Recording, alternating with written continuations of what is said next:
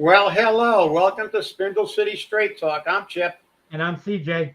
And it is Friday in the Riv. And, we've got a whole bunch of things to talk about. And Friday's always they always get on late Friday. They got too many things to do on Friday. I see we have a few.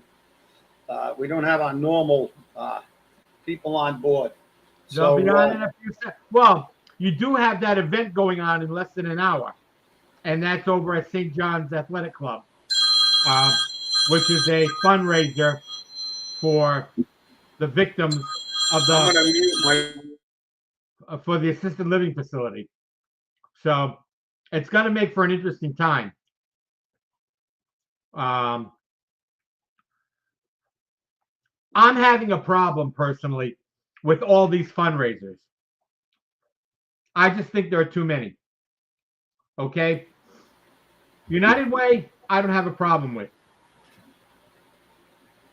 Catholic Charities, I don't have a problem with. Fall River Firefighters Wives Association, I don't have a problem with. But when you have an individual putting together a fundraising program with over $50,000 alleged so far, where's the accountability? Who's the accountant handling this? I'm not saying there's anything going wrong crooked. But you and I spoke about this briefly. If this is just to get signatures for the nomination papers, which you do tomorrow, that's true dirty politics. It's not only that. I mean, listen, I have a problem with something like this because of the dynamics of what's going on. If this guy, listen, if Jeff Bezos gives $10 million to the 9/11 fund or something like that, or there's a major catastrophe somewhere in the world or the country, and a multi-billionaire, gives somebody a large donation, it's a tax write-off for those guys. When somebody who's running for public office begins something like this, and you can say, well, the intentions were always pure. It makes you skeptical. I'm sorry. It's not something that, like I said, I've got problems with certain charities that I don't give to. I give to many charities, but I don't give to certain charities. And they're very well-known charities, but at least they're organized charities. And when I make a charitable donation, I know where it's going. And that's one of the reasons a few of them that I don't give to. I don't like the way they handle their money. You don't have any control over where your money goes. I give to specific charities like, the American Cancer Society and, and charities like that. So, but when somebody that's not a billionaire starts making this big fundraiser, and you can say, well, yeah, but has he done it before? Well, no. Has he, I don't know. As you said, I can't get into it. I'm just by nature a pragmatist. If this individual had run fundraisers for the homeless, had run fundraisers for I hate to interrupt you, but we seem to be having a problem with our broadcast on Facebook. Okay. It was there briefly, and now we're live on YouTube, so that's okay. But for some reason, Facebook gives us these problems all the time. Yeah, that's it. Well, hopefully everybody. I hope everybody's also watching us on Facebook, but they're not. They can't watch us on Facebook. I'm on the Facebook page now. Yeah. We're not even being broadcast.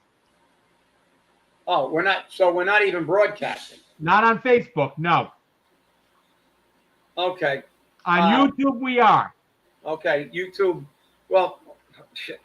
Well, we're going to have to tell everybody, to tell their friends if we have this technical, which is not our problem, obviously. It's Facebook. It's not you and I.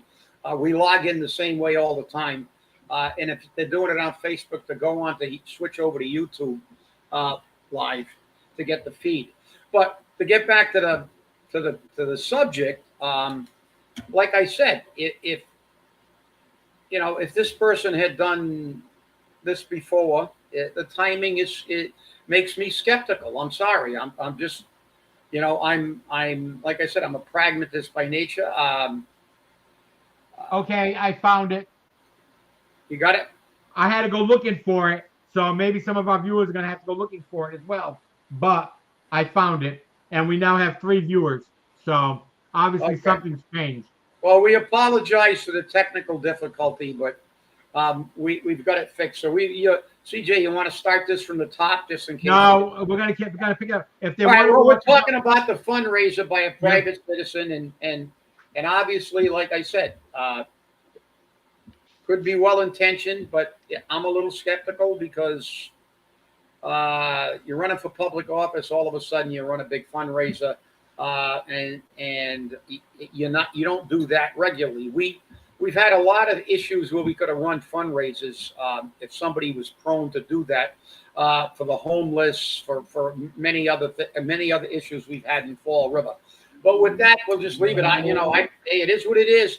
But I'm skeptical. I'm as I said, I'm skeptical by nature. If, like I said, if Jeff Bezos or some billionaire, if Elon Musk threw a $10 million at something where there was a catastrophe, I'd say, well, it's a tax write-off for those guys. But Bezos just had a $50 million wedding, or was it $500 million? I don't know. He went over to Italy to get married. But so let's shift back to some other things. And I know that after our Wednesday show, I got something talking about Facebook, even though I don't do Facebook. Let's see. I think, where the hell did I lost it. I don't know where I got it. Well, it was a picture of somebody in front of a podium saying vice principal for mayor. And do you know who that was about? Yes, I do. I'm not going to say his name. There was a commentary after that. He was never qualified, which is true, and a lot of other things. But we know what's going on. It's election time, and everybody's trying to duck. But we talked about my fire tactics book, and I went to the book, and then I found out that I remembered that when I got that tactics book, it was part of a course I was taking for arson investigation at the college level, and that had pictures of it. But then I realized we have all these new things, so we're going to show everybody why it's important to have people there quickly. But before I do, and before you watch these very short videos, because they're really telling, I know there are a lot of people, they did they were pushing into that building and everything else, but I just hope, and I saw Channel 5 had some police officers breaking down doors and stuff like that, which is I know that's what they do. They always get there first and they try to run into the building, but I'm just going to say this, not because I want because I want to maybe make sure I can save somebody's life. Good afternoon, Linda. Before they kick in a door, when I was on a job, we used to actually, I initiated it by sending a letter to the police department and said, look, we got to explain to your police officers that you just can't run up to a door and kick it in. If you kick it in and the room is in a backdraft situation, they could be killed or seriously injured. So you have to understand what to look for when you go into a building, even recruit firefighters. I had a recruit one time that was going to run into a building and he would have blown himself, a city block away. You have to ventilate, because if you ever watch the movie Backdraft, You see the recruit firefighter in a high rise not checking the doorknob inside the building. And then he opened the door and he actually died in the movie. He got blown across the hallway and the fire came out and like a flamethrower, which it does. So I just want to make that very, very clear. Fires are extremely dangerous. You will see that when I show you these videos. There's a phenomenon called flashover, which a room heats up so much that the entire room bursts into flames simultaneously. We saw it at Notre Dame when an entire city block heated up and every three-decker went up at once like a match head. Rare, but they happen. And then you have a backdraft, which is when a fire burns, virtually depletes the oxygen in the room so much that it can't burn anymore. So it's oxygen depleted. It's characterized by thick black smoke and it under pressure, which pushes out around the windows, and you can see the window is black. And if you open that door or break that window, you're going to have a flamethrower coming out of there, and the entire room is going to light up. So these extremely dangerous situations. So that's why they deserve all the credit they get. But I hope that they're still training people. Because even firefighters, young firefighters, have that. I'm going to get right in, but that's why you need officers with experience to rein them in and say, wait a minute, this is this building's ready to. We got to ventilate before we get into the building. So, with that, I will show you two very quick ones. The first one's 3 minutes, and it shows you how quickly a fire propagates.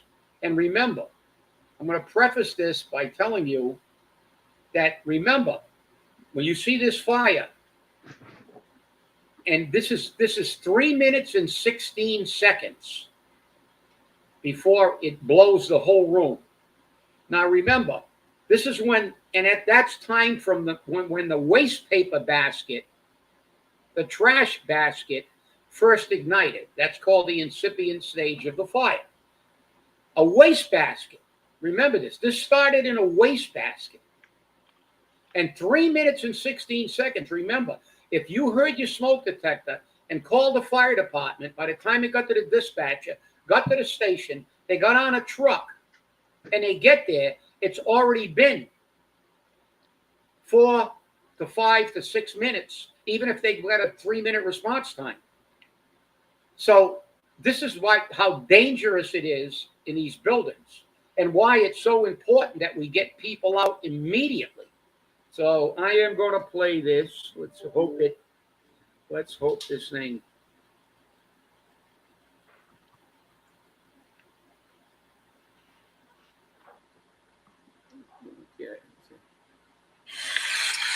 So the fire's starting in a waste can in the corner. So you got a small flame just starting to flicker in there at this time. That's just paper products in a garbage can, as if a cigarette had been dropped in a garbage can, okay? You hear the smoke alarm initiating now, within seconds. Without that smoke alarm is what's buying you time to get out of that structure. Without the smoke alarm, you can see how fast it's beginning to spread.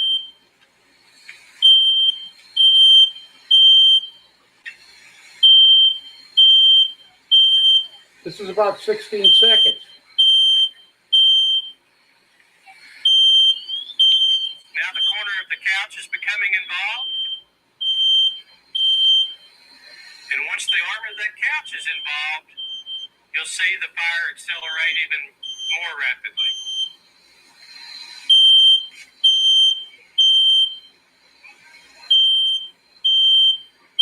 You can now start to see some black smoke coming off of the flames.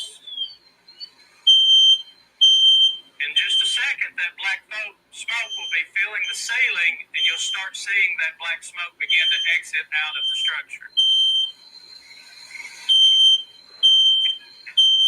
You can see the smoke coming out the front of the structure now.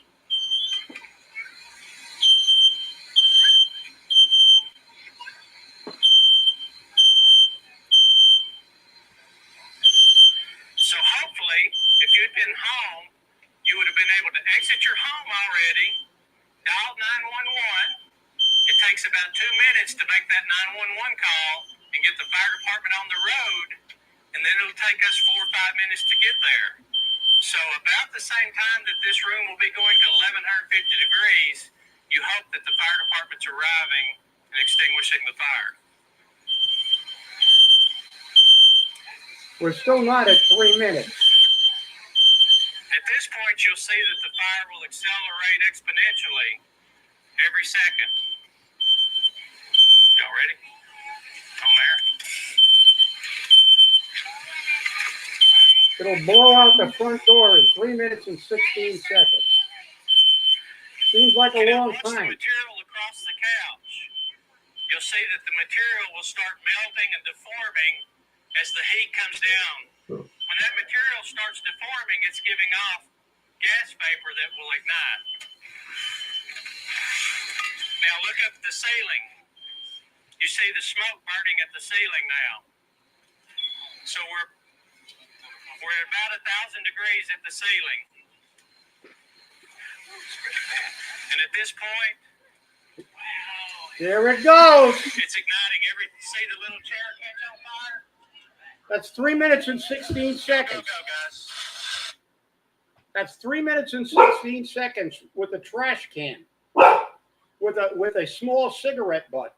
Now I've got one more that's only about 45 seconds long. When you have a bigger fire load that'll propagate even quickly, that's probably the best case scenario because you had a very, very small amount of combustibles ignite. Look what happens when something like a Christmas tree ignites. So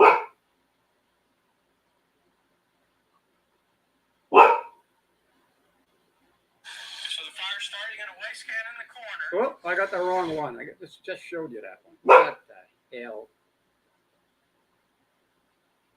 Okay, come on, Chip.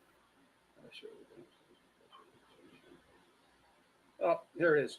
This is only 16 seconds long, and this is in a Christmas tree.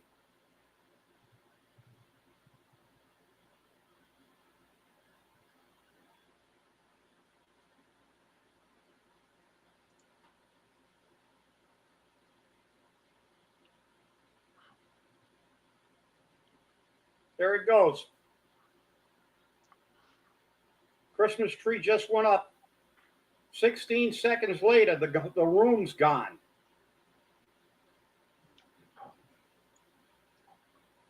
The whole room's involved. That's it. 30 seconds, it's out the room. This is another thing why it's important to close doors. And that's the other problem with people who, when you run in a building, when you get your fire training or your fire safety training, if they tell you in your home, if you have a fire in a room, when you leave the room, close the door. It keeps the fire in the room. It's blowing out the door. It'll evolve because they do go exponentially. So it'll involve the whole building in minutes. If you close the door, it'll take 15 to 20 minutes for that fire to burn through the door. So it'll allow firefighters to get in there and get into that one room and knock it down in one room. But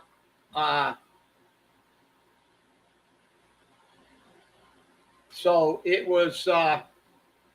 This shows you how why manning is so important, because it's hard for the average person to imagine that within 3 minutes that you're going to have temperatures at the ceiling above 1,000 degrees and on the floor around 300 or 400. And that's what we crawl into. That's why we need to ventilate. That's why we need to open up. People say, why do you put holes in the roof? To get rid of the heat, the superheated air. Why do you break windows? To get rid of the superheated air, so firefighters can penetrate and try to put the fire out. But again, this is something about what happened there. These are the things that they should be talking to the community. Look, all they want to do is deflect and point fingers, and it's his fault and his fault. No, Fact is, we've had that standard for 30 or 40 years. The 1710 standard has told you how many people we should have on a truck, and that's the minimum, by the way, forward. Because the 1710 standard, for people who want to read it, it's very long, is predicated on a single-story building with no basement. And that's a four-man crew to fight a fire in a building with no basement.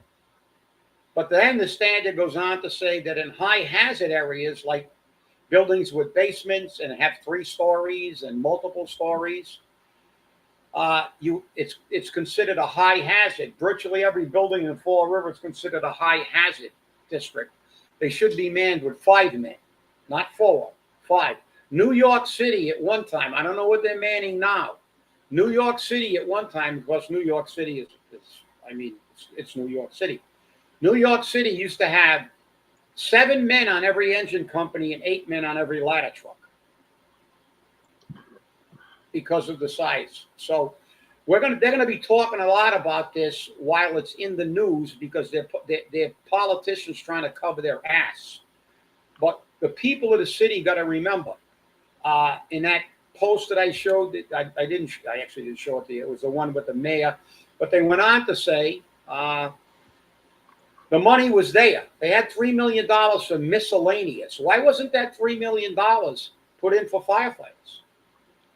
And the city council removed it because it was not miscellaneous.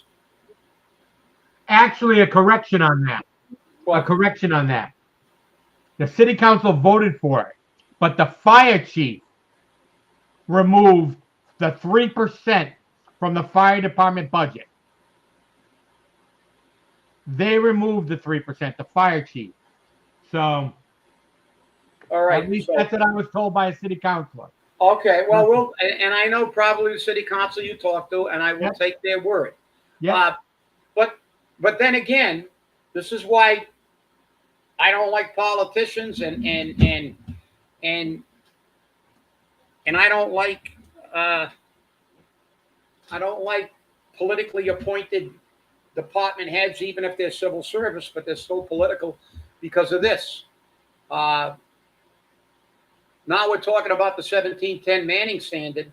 The fire chief should have taken that $3 million and said, I'm bringing this department into compliance with the Manning standard. Right. As soon as he got in. But he had an excuse for that. He turned around and said that it's a wish. And many departments are running the wish list. It is our policy, quote, it is our policy to run with fewer men and more overtime. That's what he said. That's what he said. But that's not what they do. Right.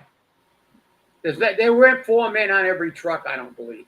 And they never were, because I lived through that. I went through the time when I got on a job where we had 4 and 5 men on every truck. And then they made that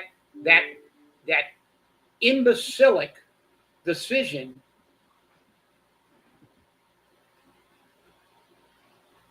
I'm reading this. I'm sorry.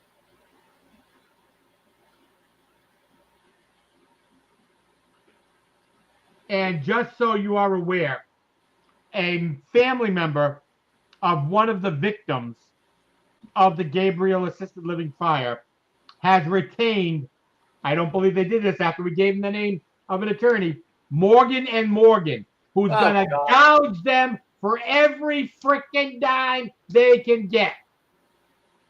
Well, I'm sorry to say, if you know that family, tell them not to get Morgan & Morgan, because they are not experts in fire. That's right. I had a lawyer. I told you that there is a guy that has litigated public safety cases, that was a former firefighter before he became a lawyer, is considered an expert in the field, and has settled multi-million-dollar cases against mayors and fire chiefs all over the country. You don't need Morgan & Morgan, a car accident settlements and lung diseases, and you were exposed to this. The worst part about it is they're general lawyers. Companies like Morgan & Morgan, and nothing against Morgan & Morgan. They're probably pretty good for that shit. Companies like Morgan & Morgan are huge national companies. And what they do is they farm out the work to a local attorney. Yeah. Who splits the commission or the fee. So remember, you may think you've hired Morgan and Morgan, but you're actually hiring some Fall River attorney. You will definitely proudly get a settlement. But what we need is an attorney that will come in here and absolutely eviscerate the mayor and a fire chief for not complying with the standard. That's right. Because that's what he's done before. That's what we need, because we need to send a message to the city of Fall River that was sent to other cities that lost these suits, to their mayors and to their chiefs, that they can't listen to the mayor and they can't be trying to cut corners. They got to put bodies on the trucks. They got to comply with standards, because if they're not, that is already been proven. It's been litigated. There is case law that this is that you have a obligation to sufficiently man fire departments and police departments. And if something happens due to lack of manpower, they are subject, and you will lose if you get a good lawyer. Not that you're not going to get a settlement, but you won't get as large a settlement, and it won't be as definitive, won't send a message, because Morgan and Morgan, like you said, is a national firm. They get a nice settlement. They offer them a nice settlement. They'll take the settlement, take their cut, and say, okay, we did okay. But that's not what this guy is there, because he was a firefighter. He has done nothing but public sector law. And there are other guys like him around. But you got to get a specialist. You don't get it, you don't get like if you're suing somebody on a medical malpractice, you got to get a lawyer that is very, very familiar and has a staff that knows all about medical malpractice. And that's the key. But that's another issue. But like I said, this is a problem. They had the money. They didn't do it. It's on them. I don't care what kind of deflection. I do what the man said to me. No, you cut 3%. Why is it always with man? Why did you cut 3%? Well, stop buying paper clips. And the other problem is, I lived through this. I got on the job. We had 300, 290, between 290, 300, depending on retirements and stuff. But we were around 300 to 290, 285 maybe at the lowest, if we had a bunch of retirements. Then we went to 255. And that's when the chief said, we're going to do it with overtime, because we don't want to pay their health care and all the other benefits. It's cheaper to give them overtime. But then he found out it wasn't. Because now, every 3 years, you go in for a contract, and I negotiated a contract, and I negotiated pay raises. And now they look at the overtime budget and said, well, it used to be cheaper to pay overtime, but now we can't keep them on there year-round on overtime because it'll exceed the budget. Then it got to the point where it's double and triple the original overtime budget when they made that statement. And this is what's happened now. They give them overtime, they run out of overtime, and they'll say, well, we got to start shutting pieces down or running with 3 again. You're not talking to somebody you can bullshit here. I know what happens. I've done it. I did it. I was here when they started making these cuts. They didn't get down below 255 with me, but as soon as I left, manpower went south, and it just got exacerbated. And you got to keep fighting. And the thing is that it should be a full-time fight, always about manning. And I know that the unions complained about manning, but the problem is that the city council allows the mayor. They ignore the people. They bitch and bitch and bitch, and they say, and I've seen fire chiefs go before the council and say, oh, don't worry about it. We'll get there at some point in time. The old football analogy. It's not, well, you just saw why. Sending somebody from across the city to get there, by the time they get there, the whole building's gone. And we know 75% of the people die from smoke inhalation. I will guarantee you that very, very few people died from direct fire in that building. and it was because of smoke. And if you had sufficient crews, you could have entered the rescue. You could have brought a line in there, knocked the fire down, and had people getting pulled out. And as people came in, you could add more people to go in and effect rescue.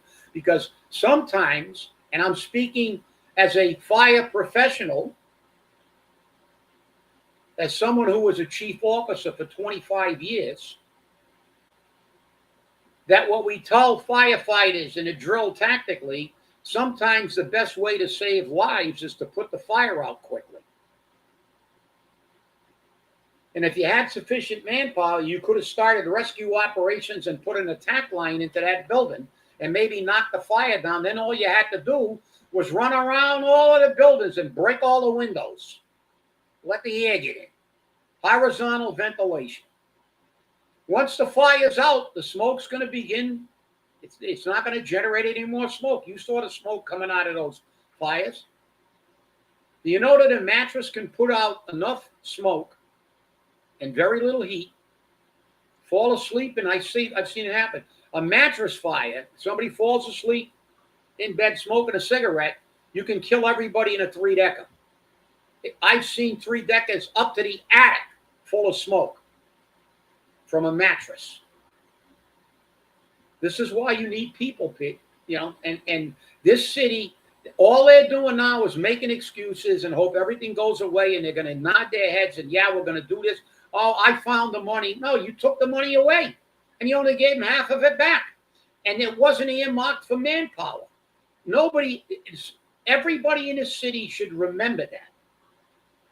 Everybody in the city should remember that. Manning was not a priority for this mayor or this chief. Because if it was, the chief would have taken a stand and said, I want 4 men on a truck. Not, the mayor didn't give me the money. Well, okay, the mayor didn't give you the money. Go public and call the mayor out. They did it in Boston. They did it in Boston. I called them out in front of the council, and we got voted down 4-1. 5-4, I'm sorry. 5-4. We got voted down. The city council went, screw you guys. Screw you. And the people forgot. Yep. Okay, let's look at some fires.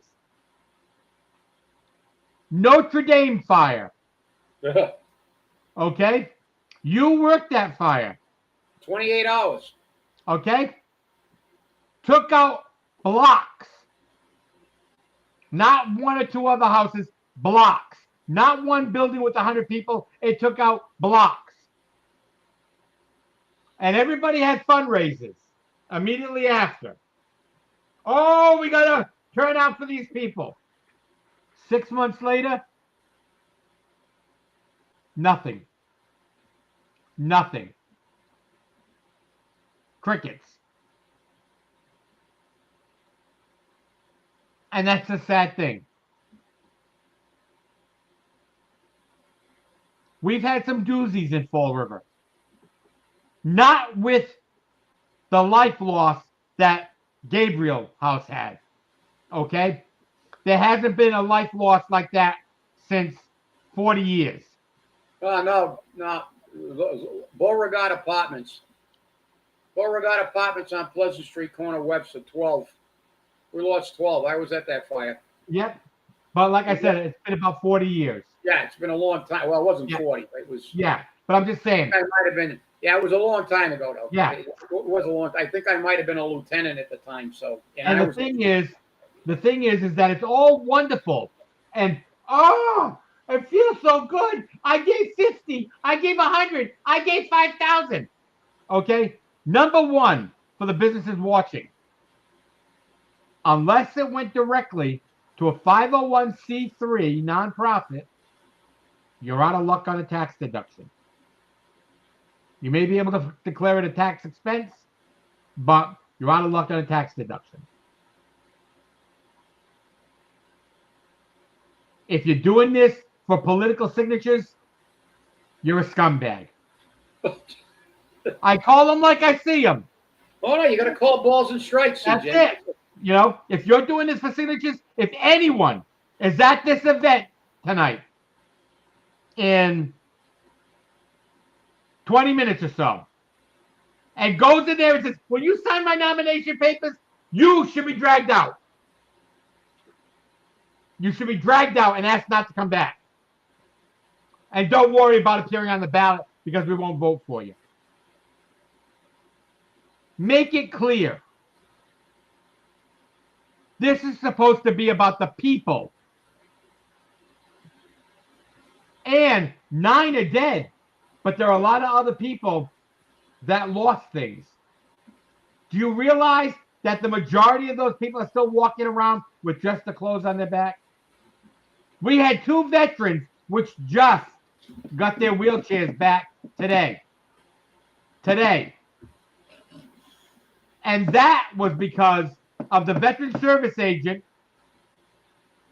and the building inspector.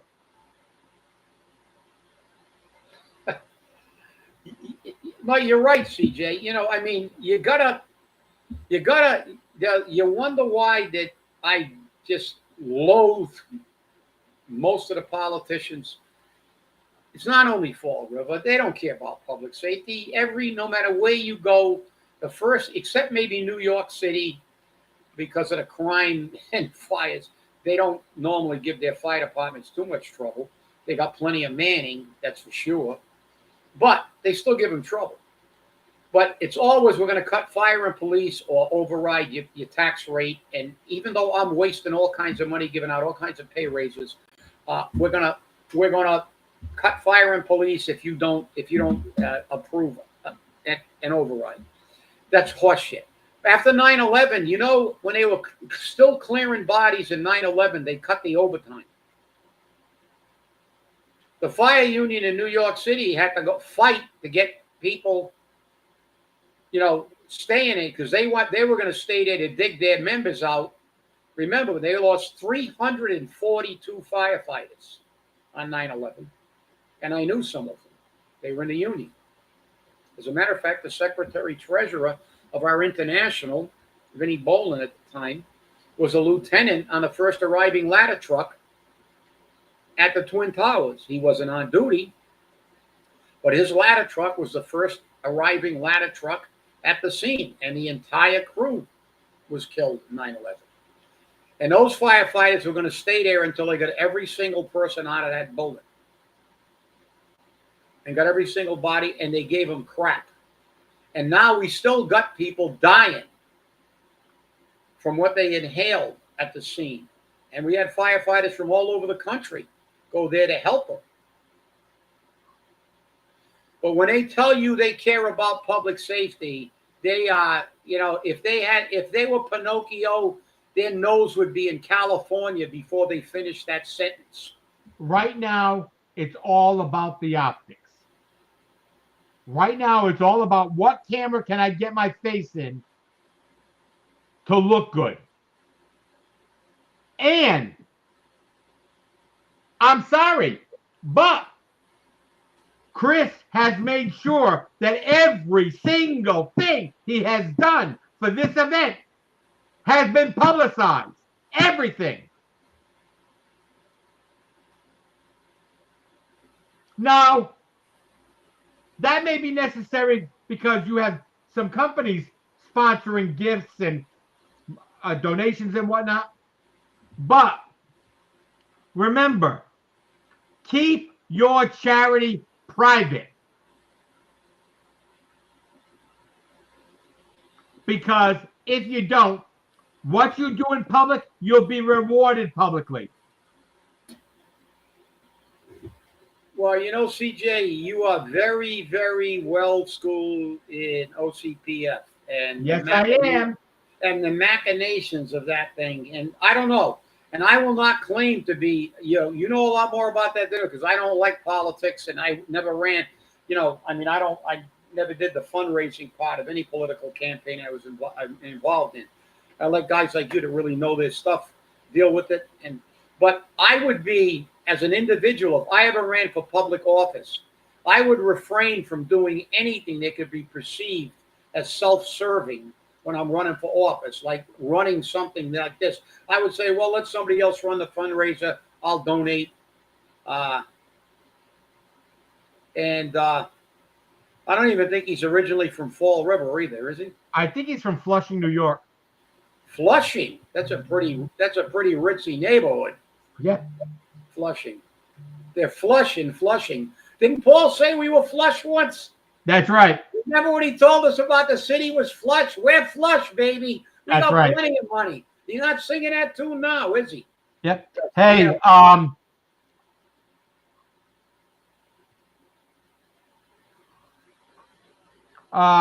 Amy Blanchett says, well, first off, George Rogers wants to know if we're going to St. John's tonight. I know because of my current health condition, I'm not going. I don't know if you are or not, but I'm not. Amy Blanchett says 100%. No signatures, no campaigning, no buttons, no pins. If I wasn't sick as hell, I would be there tonight. Amy Blanchett says again, I haven't heard you guys address the death of Dominic Knight.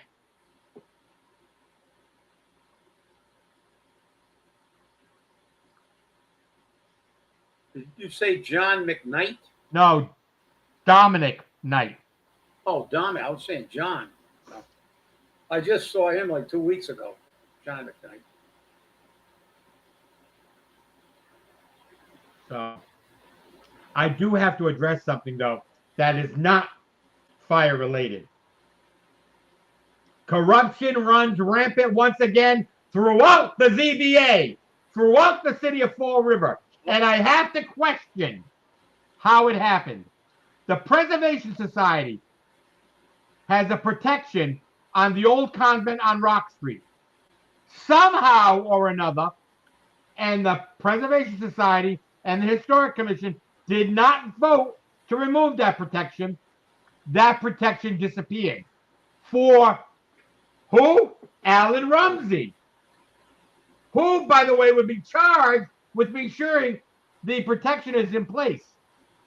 His attorney, Peter Salino, shoved the variance right through so they can destroy a huge portion of the historic district. Ah, beautiful. And I'm telling you now, it doesn't smell kosher. Well, It listen. doesn't smell kosher. And I'm going to say something very clearly. This is the Historic Commission's fault and the Preservation Society's fault. Your change.org petition is useless. What you had to do was to get your members, to get your people to show up at the meeting, be there on force, and make your voices heard. I didn't see that. Well, I'm really. And you get what you deserve. No action, you get what you deserve. This is the whipped cream, double order of whipped cream and a whole bunch of maraschino cherries, even though that Robert Kennedy's going to get rid of that red food dye. So we're going to have no more maraschino cherries, which I actually like. But I know they're no good for you, but I like them. But it just goes to show how corrupt the city is. We had Seth Akins enter in a contract that was not legal, shouldn't have done it. It was unethical. And he ran out of here like there's flames coming out of his ass. Now he's going to run for DA, a guy that showed that he's very unethical. And he's asking for the Republican Party's endorsement.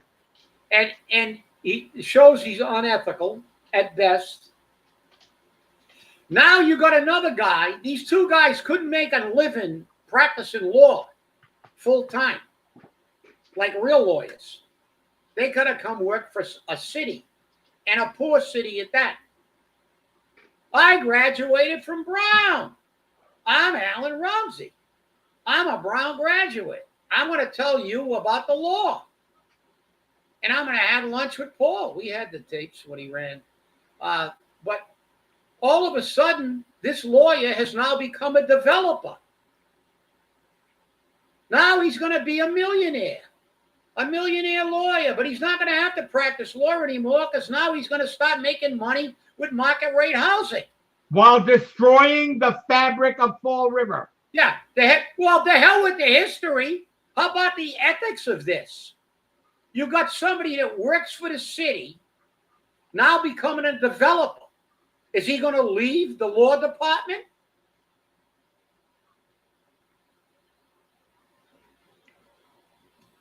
And who was the zoning board appointed by?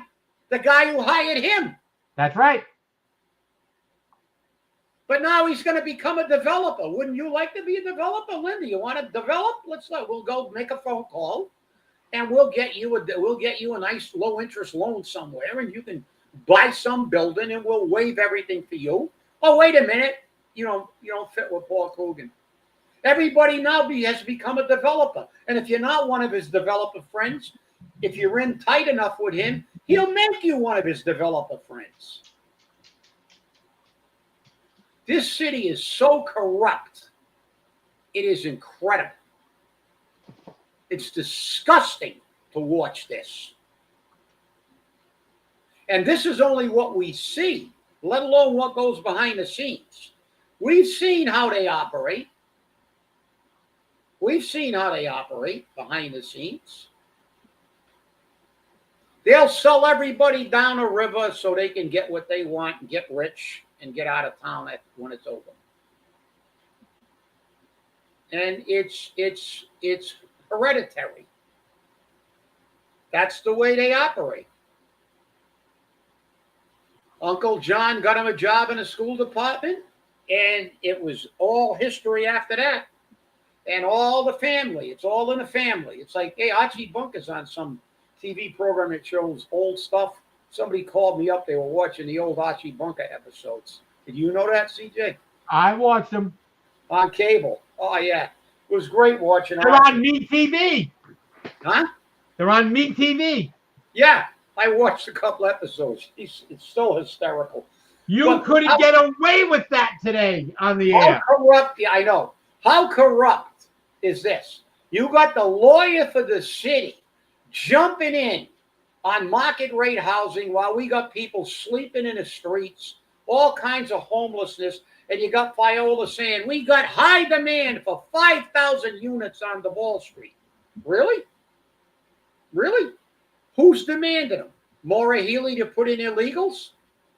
The Naval War College to put in people from the War College?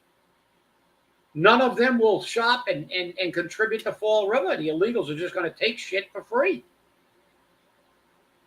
Currently, they're destroying the city. $900 million on illegals. I cannot and that number is still climbing. I cannot believe this guy has become a developer. The lawyer. The guy that can't make a living as a full-time lawyer somewhere. He can't even work for Morgan & Morgan. He had to come work for Fall River. He came here for the excellent benefit package.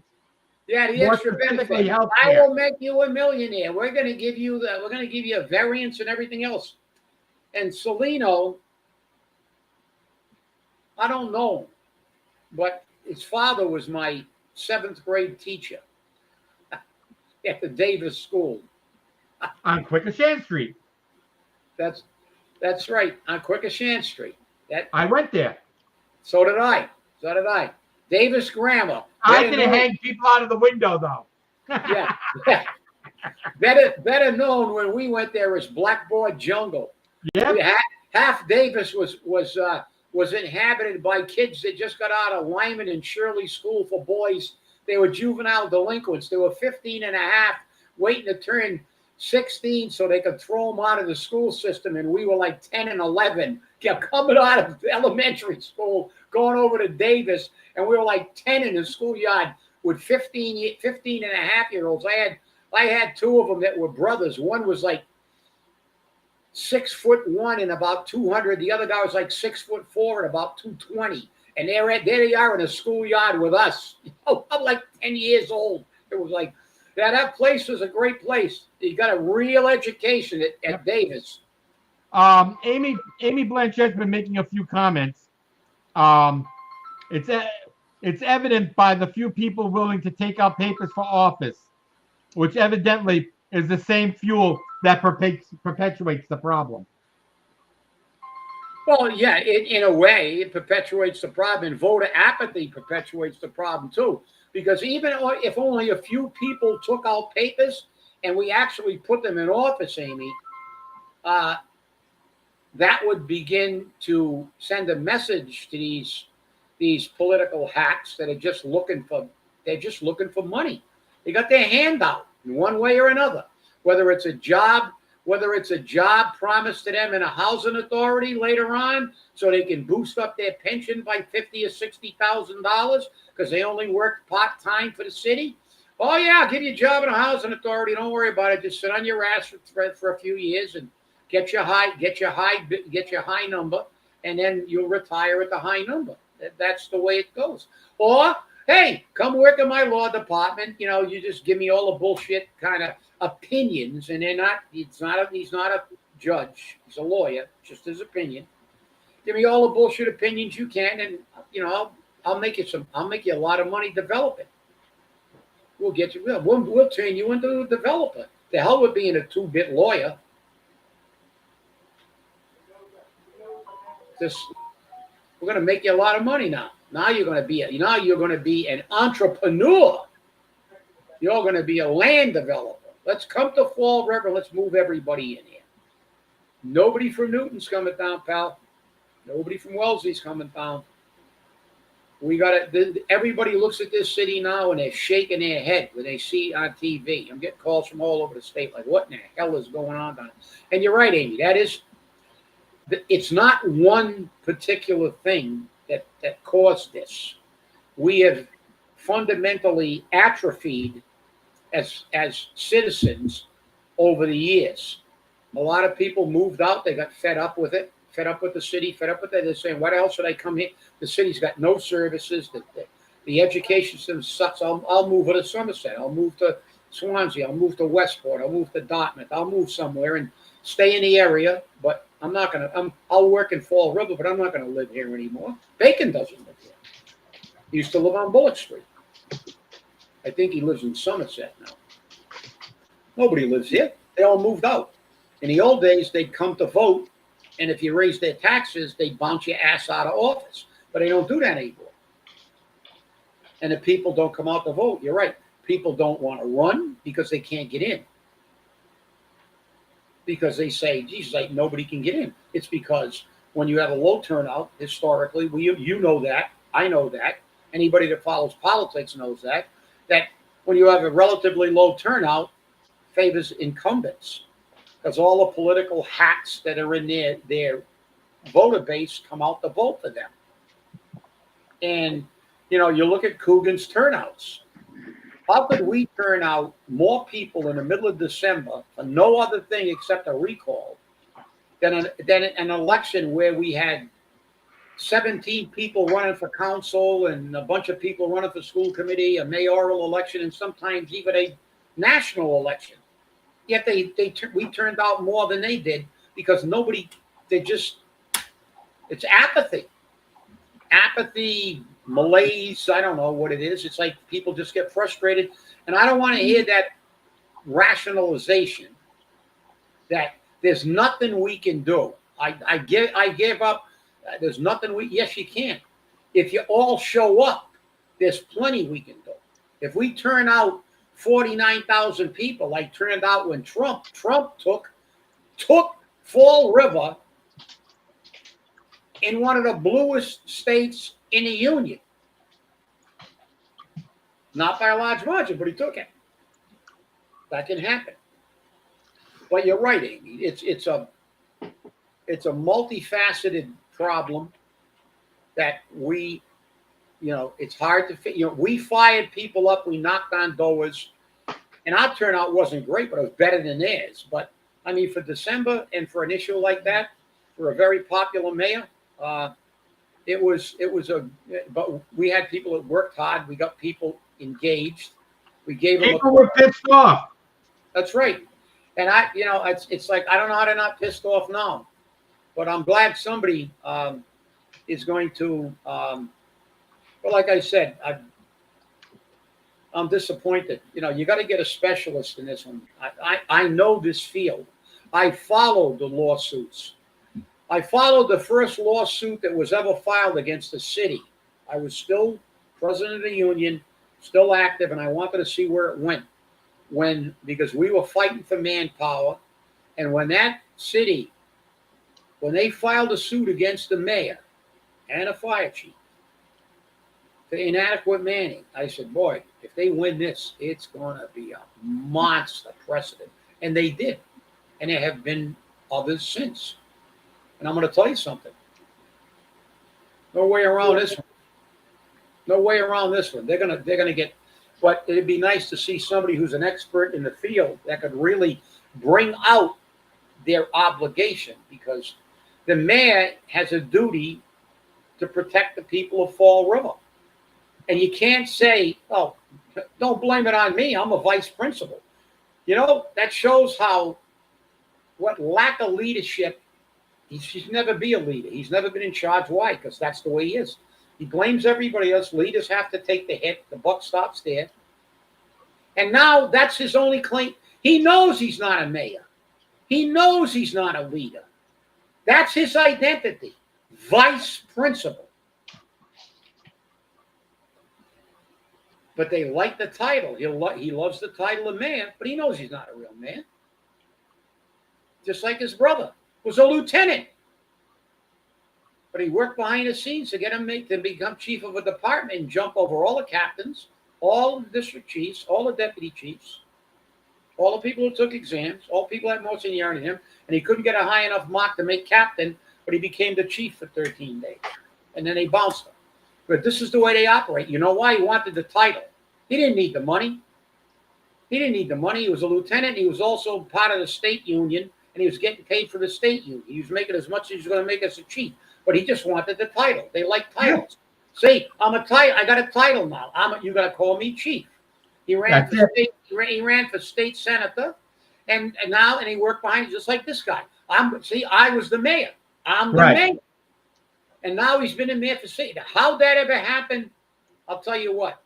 I'm a betting man. I would have lost my house 6 times over that this guy could get in for 3 terms and let alone be looking at a 4th term. No question about it. 0. No question about it. No question about it at all. I'm going to tell you, it's not easy. But in regards to the Rock Street issue with Alan Rumsey, I would like to suggest that all of you file ethics complaints with the Board of Ethics Commissioners. They're useless sometimes, most of the time, 99% of the time, but file the complaints. Let him know that we're watching him. Okay? File those complaints. There's also a whole bunch of other ethics complaints that should be filed against various city officials, like the zoning board of assholes. Okay?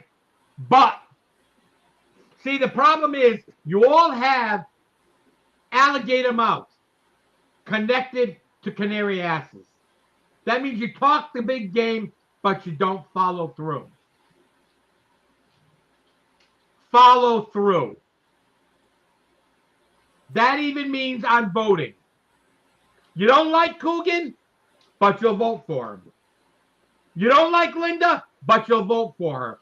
You don't like Joe, but you'll vote for her. You don't like Andrew, but you'll vote for him. Well, you won't come out and vote for somebody else. Don't put a vote down for anyone. Plunk. That's it. Well, I want to thank you all for watching. And remember, stay safe, stay angry, and hold your politicians accountable. And hold these private individuals accountable as well on their fundraising, because it's your money they're using. Thanks for watching. We'll see you on Monday.